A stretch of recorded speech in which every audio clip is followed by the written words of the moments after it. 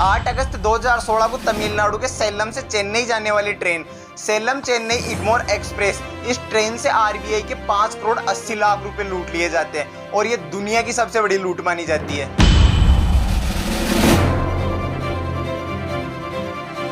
इन डकैतों ने लूट तो की, लेकिन लूट में जो पैसा मिला उसे यूज नहीं कर पाए।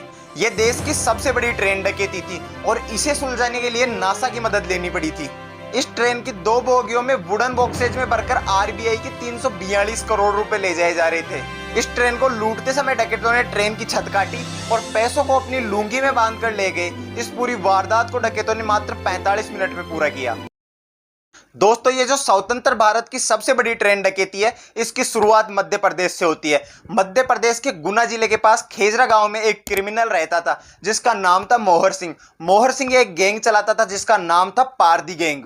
अब ये जो पारदी गैंग के मेंबर्स थे वो अलग अलग जगह पर जाकर चोरी करते थे, जैसे राजस्थान, गुजरात, हरियाणा, दिल्ली, तमिलनाडु। ऐसे ही साल 2006 में पारदी गैंग के मेंबर्स ने जम्मू कश्मीर में एक ही परिवार के 5 लोगों की हत्या कर दी थी, जिससे पुलिस इसको पकड़ने में लगी थी। और तभी साल 2016 में मोहर सिंह और उसकी गैंग भागकर तमिलनाडु पहुंच जाते हैं। लेकिन तमिलनाडु जाने के पीछे इनका एक और रीजन था। तमिलनाडु जाने के बाद ये अलग अलग जगह जैसे railway track, overbridge, railway station आदि जगहों पर रहने लगते हैं। और इसी दौरान मोहर सिंह और उनके साथियों को पता चलता है कि आरबीआई सालेम चेन्नई एग्मोर एक्सप्रेस से अपना पैसा भेजने वाली है और ये ट्रेन इसी रूट पर चलती है जिस रूट पर ये लोग पहले से रहते थे। तो पूरी पारदी गैंग के मेंबर्स इस ट्रेन की 8 दिनों तक रेकी करते हैं, उसमें सफर करते हैं और देखते हैं कि ट्रेन को कौन से स्टेशन पर कितना टाइम लगता है, एक स्टेशन से दूसरे स्टेशन तक पहुंचने में कितना समय लेती है। इस दौरान उनको पता चलता है कि यह ट्रेन चिन्ना सालेम से वृंदाचलम तक जाने के लिए 45 मिनट का समय लेती है और इसी दौरान रात भी ज्यादा हो जाती है। ये जो चिन्ना सालेम से वृंदाचलम तक का सफर था, इसमें ट्रेन डीजल इंजन से चलती थी और इसके बाद इलेक्ट्रिक इंजन से चलती थी। तो ये पूरे प्लानिंग के मुताबिक चोरी करने वाले थे और इसी रूट चिन्ना सालेम से वृंदाचलम तक के सफर में करने वाले थे। तो अब दिन आता है 8 अगस्त 2016। इस दिन ट्रेन आरबीआई का पैसा ले जाने वाली थी। तो पारदी गैंग के मेंबर्स उसी समय का इंतजार कर रहे थे जिस समय ट्रेन आए। ट्रेन रात को 9 बजे तमिलनाडु के सालेम से चेन्नई के लिए निकलती है, जिसका नंबर था 11064। 19 कोच की ये ट्रेन थी, जिसमें 2 कोच आरबीआई ने बुक कर रखे थे और इसकी सुरक्षा के लिए 18 सिक्योरिटी गार्ड भी पास वाले डिब्बे में थे। लेकिन गवर्नमेंट की सबसे बड़ी गलती ये थी कि इन नोटों के सीरियल नंबर को नोट नहीं कर रखा था और इसी के कारण पुलिस को काफी मुश्किलें आई क्रिमिनल को पकड़ने में। 9 बजे ट्रेन सालेम से चेन्नई के लिए निकलती है और 10:45 पर चिन्ना सालेम से डीजल इंजन से चलती है।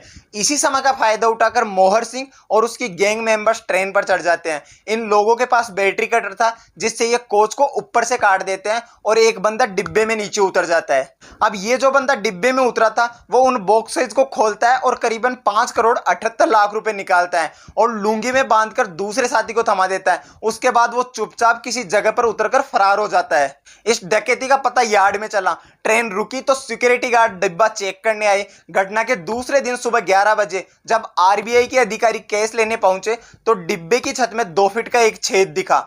छत का कटा हुआ हिस्सा फ्लोर पर पड़ा था, कुछ नोट फ्लोर पर बिखरे थे, 4 बॉक्सेज खुले थे, एक पूरा खाली था और एक आधा। आरपीएफ ने रिपोर्ट दर्ज की और जीआरपी की मदद मांगी। रेलवे अफसरों को शक था कि लूट में किसी ऐसे शख्स का हाथ होगा जिसे लोडिंग पैटर्न और ट्रेन के रूट के बारे में मालूम हो। महीनों तक जब लुटेरों का पता नहीं चला तो जांच सीआईडी को सौंप दी गई। सीआईडी अमेरिका की स्पेस एजेंसी नासा की मदद लेती है। नासा के जरिए पता लगा कि डकैत किस एरिया में हुई। इसके बाद सीआईडी इस एरिया में घटना वाले दिन एक्टिव मोबाइल्स की कॉल डिटेल निकालती है। जिस नंबर पर शक गया वो सभी मध्य प्रदेश की आईडी पर थे। बस यहीं से मध्य प्रदेश में दबिश देकर एक एक करके 8 लोगों को पकड़ लिया जाता है जो सारे पारदी गैंग के मेंबर्स थे और इसी पूरे केस को सोल्व करने में करीबन 2 साल का समय लगा।